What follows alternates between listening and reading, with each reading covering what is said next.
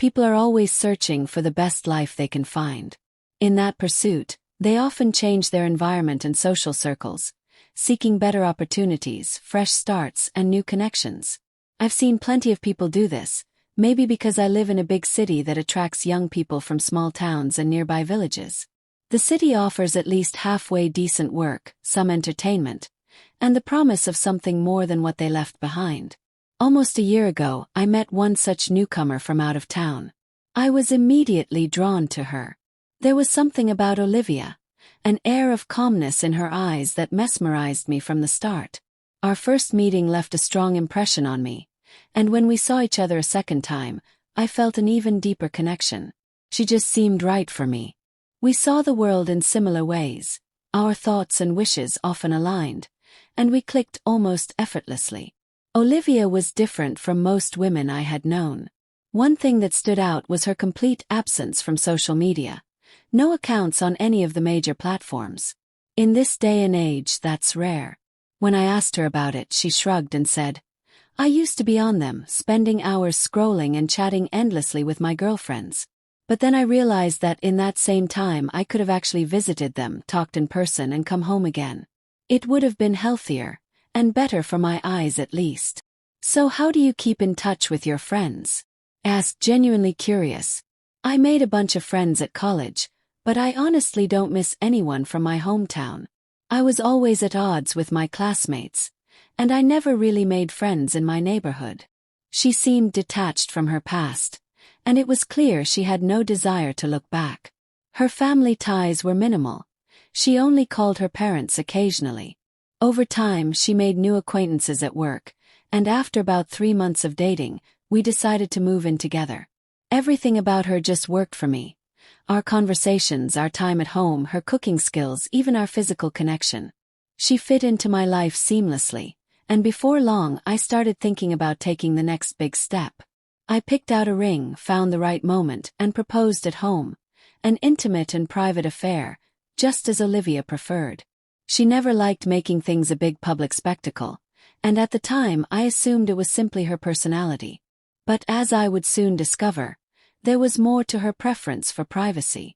Olivia wanted an extremely small wedding, just a few close friends, and she wasn't even certain about inviting her parents. "Let's just sign the papers, have a nice dinner, and call it a day. What else do we really need? As long as it's you and me, nothing else matters," she insisted. "But what about your family?" I asked.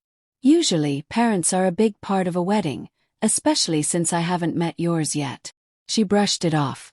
"Look, I love you, and I'm sure they'd like you too. But either way, I don't think we should let anyone interfere. I want to be your wife, your best friend, the person you can rely on."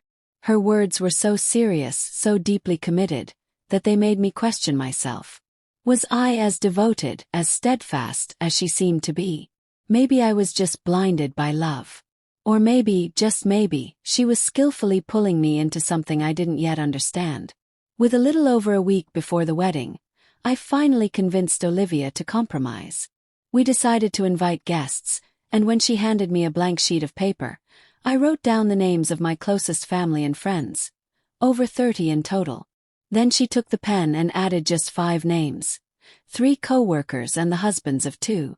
No old classmates, no college friends, and most notably, no mention of her parents. This unsettled me. "Don't you have anyone from back home who would want to celebrate with you?" She shook her head. "I cut ties with them. I don't need any old acquaintances.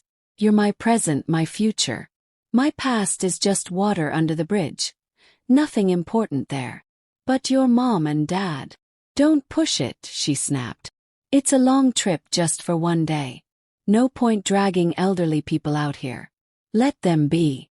It was strange, but at the time I was too preoccupied with wedding preparations to dwell on it. I figured that eventually she'd open up about it. Maybe she had a painful past, an abusive ex, a traumatic event. She was so gentle and sweet. Something must have hurt her deeply for her to cut off even her parents. Then, just over a week before the wedding, everything unraveled. One evening the doorbell rang. Standing there was a man about my age, holding the hand of a 4-year-old boy. He looked respectable, so I didn't assume anything out of the ordinary. "I'm looking for Olivia White," he said politely after greeting me. "Sure, come in," I replied, assuming it was something work-related. But the moment Olivia saw him, she nearly collapsed. Her face went pale. "What are you doing here?" she hissed. "I'm returning what you left behind," he said, his tone measured. "Get out of here." "I'm not interested in seeing you," she spat, her voice laced with panic. Meanwhile, I stood there, confused. The little boy looked up at me and asked, "Are you my dad?" I let out a nervous laugh. No. Your dad is him," I said, pointing to the stranger. "That's where you're wrong," the man muttered. "I used to think I was his father for 3.5 years. Then I found out I wasn't. And Lord only knows whose kid he actually is." My mind started spinning. The tension in the room was suffocating. "She never told you, huh?" the man continued. "She didn't tell me either. I thought we were a real couple, that we'd get married. But she never wanted it, not even after she got pregnant. Always had excuses. The baby's too small for a wedding, or I'm not the marriage type. Then after 6 months, poof. Just a note left behind. Could barely stand. I leaned against the wall, trying to process what I was hearing. "I tracked her down," he said. "Asked around. Even went to her parents. Finally, after I confronted them with the DNA test results, they admitted she was here in this city. So here I am, dropping off the item she left behind. For all I know, that boy belongs to you. Maybe not. But I've got his clothes and stuff in my car. I'll bring them up, then I'm out." All the while, Olivia sobbed uncontrollably. But I was the first to speak. "Hold on," I said, my voice cold.